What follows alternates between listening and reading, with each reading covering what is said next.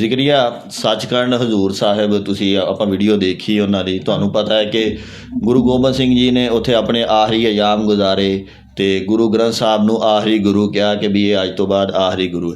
ਇਹ ਚੀਜ਼ਾਂ ਤਾਂ ਉੱਥੇ ਹੈ ਨੇ, ਲੇਕਿਨ ਉੱਥੇ ਨਾ ਇੱਕ ਜ਼ਿਕਰੀਆ ਕਰਿਸ਼ਮਾ ਹੋ ਰਿਹਾ ਡੇਲੀ ਬੇਸ 'ਤੇ ਉੱਥੇ ਨਾ ਇੱਕ ਕਰਿਸ਼ਮਾ ਹੋ ਰਿਹਾ ਕਿ ਵੀ ਉਹ ਇੱਕ ਅਜੀਬੋ ਗਰੀਬ ਵਾਕਿਆ ਹੋ ਰਿਹਾ। ਅਤੇ ਕਹਿੰਦੇ ਨੇ ਕਿ ਉਹਨਾਂ ਬੜੇ ਲੋਕ ਉਹਦੇ ਗਵਾਹ ਨੇ ਕਿ ਵੀ ਉਹ ਦੇਖਦੇ ਨੇ ਕਿ ਰੋਜ਼ ਵਾਕਈ ਹੀ ਇਸ ਤਰ੍ਹਾਂ ਹੋ ਰਿਹਾ। ਅਤੇ ਅਸੀਂ ਵੀ ਇਸ ਵੀਡੀਓ 'ਚ ਜਾਣਨ ਦੀ ਕੋਸ਼ਿਸ਼ ਕਰਨੇ ਹਾਂ। ਉਹ ਵੀਡੀਓ ਦੇ ਵਿੱਚ ਉਹ ਵਾਕਿਆ ਬਿਆਨ ਕਰ ਰਹੇ ਨੇ ਅਤੇ ਆਪਾਂ ਹੁਣ ਵੀਡੀਓ ਦਾ ਆਗਾਜ਼ ਕਰਨੇ ਹਾਂ।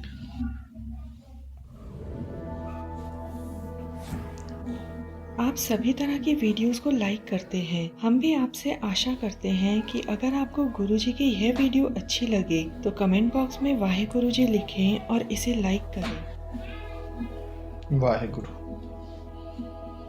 14+ अकाल दोस्तों, आज हम आपको हुजूर साहिब की एक ऐसी अनोखी और रहस्यमयी घटना के बारे में बताने जा रहे हैं जो आपने पहले कभी नहीं सुनी होगी।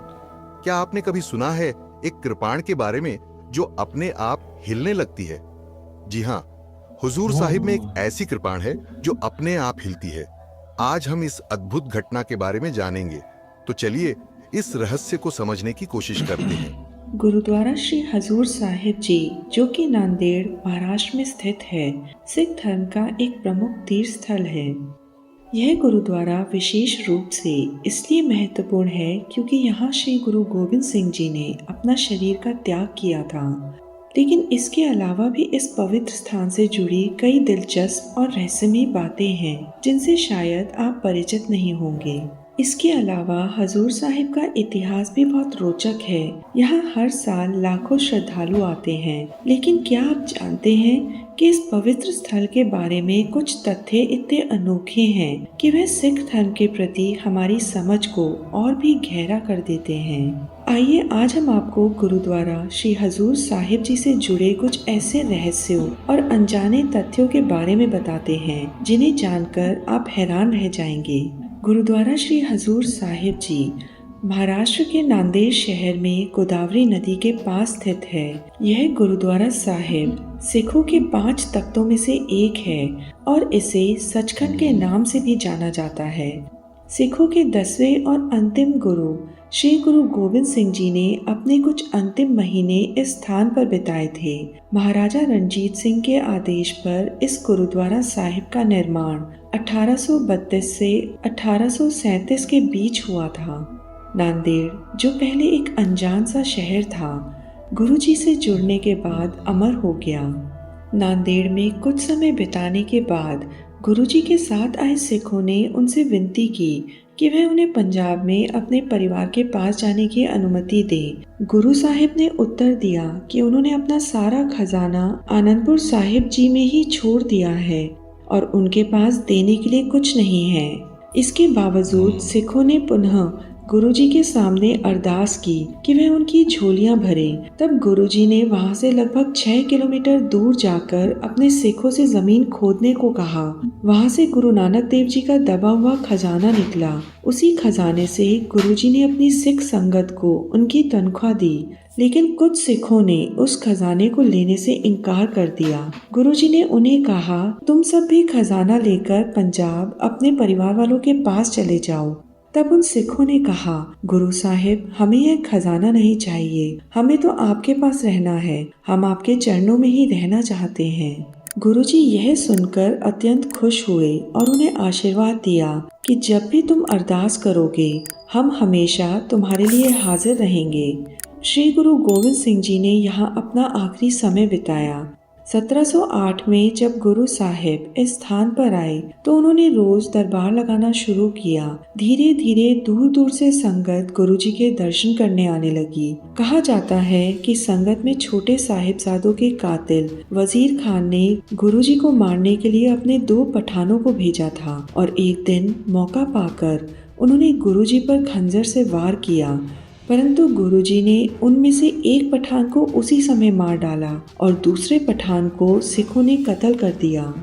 अपना अंतिम समय समीप देखकर गुरु गोविंद सिंह जी ने अपने उत्तराधिकारी के रूप में किसी अन्य को गुरु चुनने के बजाय सभी सिखों को आदेश दिया कि मेरे बाद आप सभी पवित्र ग्रंथ को ही गुरु माने। इस आदेश के बाद से ही पवित्र ग्रंथ को गुरु ग्रंथ साहिब जी कहा जाने लगा।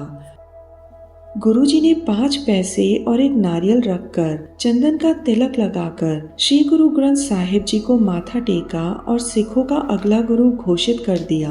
गुरुजी ने वहां आई संगत को कहा कि आज से गुरु ग्रंथ साहिब जी ही गुरु होंगे और हमारी ज्योत श्री गुरु ग्रंथ साहिब जी में विराजमान होगी। गुरु गोविंद सिंह जी ने सचखंड जाने से पहले अपने सिखों से वचन दिया था कि उनके जाने के बाद उनके नाम से कोई स्थान नहीं बनवाया जाएगा। यदि कोई ऐसा करेगा तो उसका वंश समाप्त हो जाएगा। यह वचन देने का उद्देश्य यह था कि गुरुजी केवल परमात्मा की महिमा करना चाहते थे, न कि अपने स्वयं के नाम को बढ़ावा देना।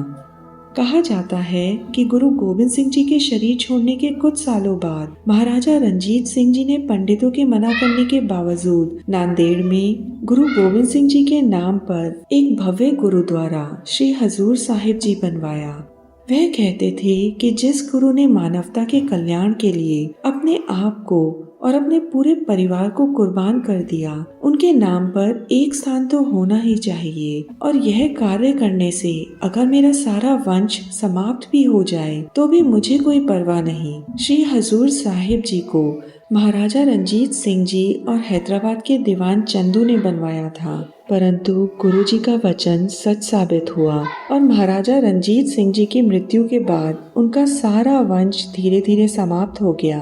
हालांकि महाराजा रंजीत सिंह जी का वंश समाप्त हो गया, मगर उनका नाम आज भी बड़े आदर और श्रद्धा से लिया जाता है। इस स्थान को श्री हजूर अबचल नगर साहिब जी के नाम से भी जाना जाता है। हर साल यहाँ दुनिया भर से लोग दर्शन करने के लिए आते हैं। अब यह जानकर आप सबको और भी हैरानी होगी कि श्री गुरु अर्जन देव जी ने अपनी वाणी में कई साल पहले ही यह भविष्यवाणी कर दी थी कि आने वाले समय में स्वयं परमात्मा गोविंद के रूप में अबचल नगर बसाएंगे और यहाँ के लोगों की इच्छाओं को पूरा करेंगे। श्री गुरु अर्जन देव जी की वाणी सच साबित हुई। यह गुरुद्वारा श्री गुरु गोविंद सिंह जी की सचखंड के स्थान पर ही बनाया गया है। गुरुद्वारे का आंतरिक कक्षा अंगीठा साहिब कहलाता है। यह ठीक उसी स्थान पर बनाया गया है जहाँ श्री गुरु गोविंद सिंह जी का दाह संस्कार किया गया था। तख्त के गर्भगृह में गुरुद्वारा पटना साहिब जी की तर्ज पर श्री गुरु ग्रंथ साहिब जी तथा श्री दशम ग्रंथ दोनों स्थापित हैं। गुरुजी अपने घोड़े और बाज के साथ सचखंड चले गए थे। उनके सचखंड जाने के बाद उनकी राख में से सिखों को अस्थियों की जगह एक छोटी सी किरपाण मिली थी, जो आज भी गुरुद्वारा श्री हजूर साहिब जी में रखी हुई है। हर साल एक बार गुरुजी के तख्त स्थान को स्नान करवाया जाता है और गुरुजी के सारे शस्त्रों के साथ संगत को दर्शन कराए जाते हैं। यह स्नान बांदी छोड़ दिवस से एक दिन पहले होता है। शाम को इन सभी शस्त्रों को फिर से सजा दिया जाता है और यहाँ लगभग 2500 शस्त्र रखे गए हैं, जो गुरु गोविंद सिंह जी और उनके सिखों के हैं। यहाँ एक और हैरान कर देने वाली बात है कि इन शस्त्रों में एक करामाती किरपाण भी है। कहा जाता है कि हर रोज रात को सेवादार गुरुजी की इस करामाती किरपाण को सभी शस्त्रों के नीचे रखते हैं, लेकिन जब सुबह वह इस स्थान पर आते हैं तो यह किरपाण सारे शस्त्रों के ऊपर आ जाती है। गुरु घर में हर दिन 3 बार अरदास होती है। इसके बाद गुरुजी के शस्त्रों के दर्शन कराए जाते हैं और उनके बारे में बताया जाता है। हर सुबह 11:30 बजे यहाँ एक अलग से लंगर तैयार किया जाता है, जिसमें अरहर की दाल बनाई जाती है और पूरी संगत में बांटी जाती है। इसके पीछे भी एक हैरान कर देने वाली बात है कि जब गुरु गोविंद सिंह जी को खंजर से घायल किया गया था तो उनके घावों पर टाके आए थे और इस कारण गुरुजी को कोई भी चीज हजम नहीं होती थी। तब गुरुजी को अरहर की दाल दी जाती थी। तभी से यह परंपरा जारी है और माना जाता है कि कोई भी बीमार व्यक्ति इसे खाकर ठीक हो जाता है। इन सब दिलचस्प बातों को जानकर आप इस ऐतिहासिक गुरुद्वारे के दर्शन जरूर करें। सतनाम श्री वाहिगुरु। हाँ जी जिक्रिया। ਜ਼ਿਕਰੀਆ ਯਾਰ ਇਹ ਵਾਕਈ ਇੱਕ ਚੌਂਕਾ ਦੇਣੇ ਵਾਲਾ ਫੈਕਟ ਹੈ ਕਿ ਵੀ ਇੱਕ ਤਲਵਾਰ ਹੈ ਜਿਹਨੂੰ ਸਭ ਤੋਂ ਥੱਲੇ ਰੱਖਿਆ ਜਾਂਦਾ ਹੈ ਕਿਰਪਾਨ ਨੂੰ, ਤੇ ਉਹ ਖੁਦ ਹੀ ਸਾਰਿਆਂ ਤੋਂ ਉੱਪਰ ਆ ਜਾਂਦੀ ਸਵੇਰ ਤੱਕ। ਇਹ ਸਵਾਲ ਇਹ ਪੈਦਾ ਹੁੰਦਾ ਕਿ ਉਹ ਥੱਲੇ ਕਿਉਂ ਰੱਖਦੇ ਨੇ? ਉਹ ਬਸ ਚੈੱਕ ਕਰਨ ਵਾਸਤੇ।